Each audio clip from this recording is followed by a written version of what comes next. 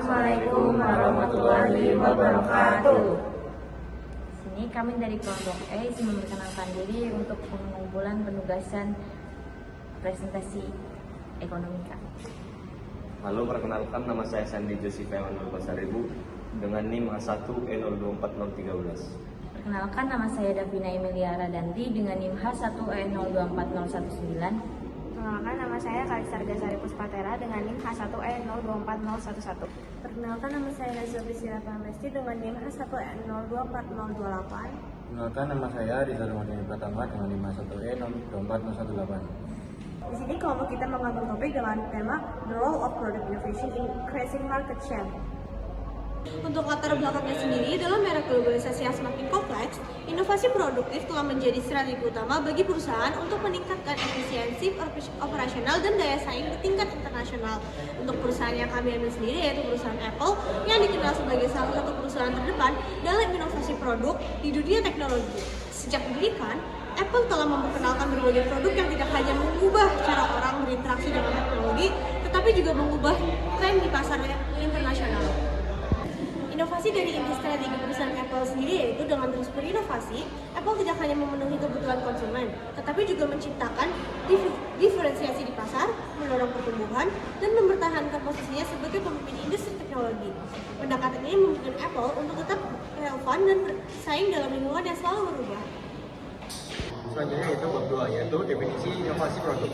Inovasi produk menunjukkan pada pengembangan produk baru dalam perbaikan signifikan dari produk yang ada.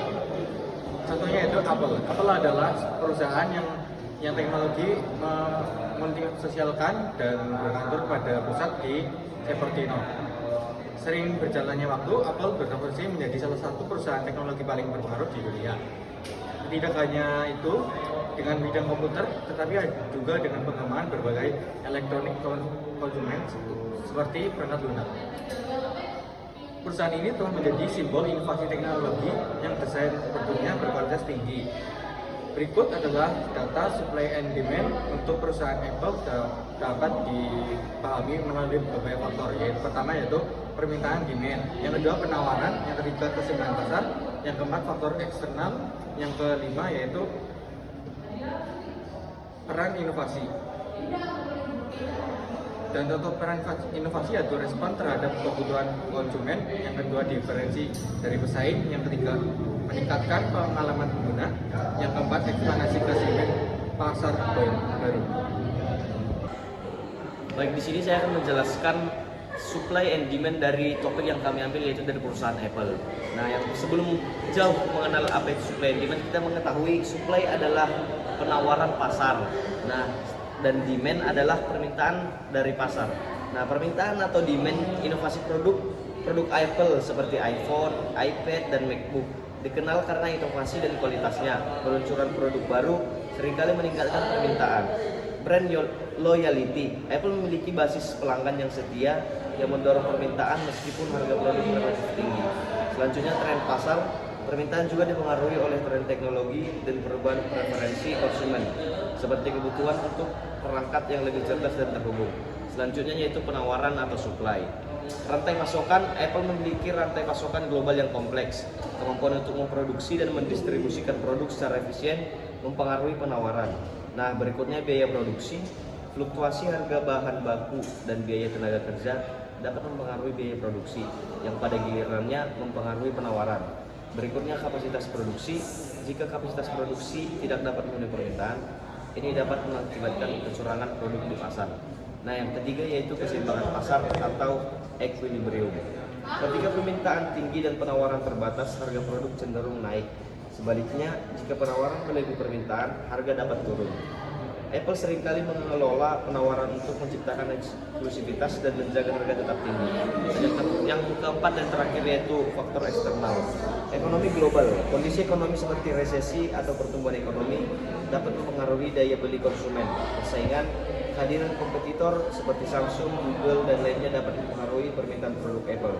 Dengan mempertimbangkan faktor-faktor ini, kita dapat melihat bagaimana Apple menavigasi dinamika supply and demand untuk tetap relevan dan sukses.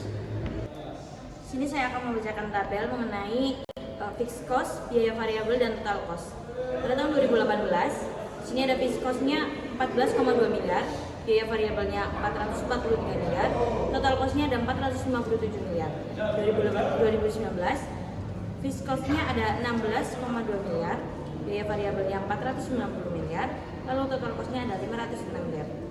Lalu selanjutnya di 2020 ada 18,8 miliar untuk fixed cost-nya, lalu biaya variabelnya 431 miliar, lalu total cost-nya ada 449 miliar. Lalu selanjutnya ada di 2021, yaitu untuk fixed cost-nya ada 21,9 miliar, biaya variabelnya 570 miliar, lalu total cost-nya ada 590 miliar. 2022 itu total fixed cost-nya itu ada 27,6 miliar, lalu biaya variabelnya 501 miliar, dan total cost-nya 520 miliar. 2023 fixed cost-nya itu ada 27,7 miliar, biaya variabelnya 558 miliar, lalu total cost-nya ada 580. Terakhir 2024 itu masih sekira fixed cost-nya itu masih kurang lebih 30 miliar, biaya variabelnya itu masih 600 miliar, dan untuk total cost-nya itu kira-kira masih 620 miliar.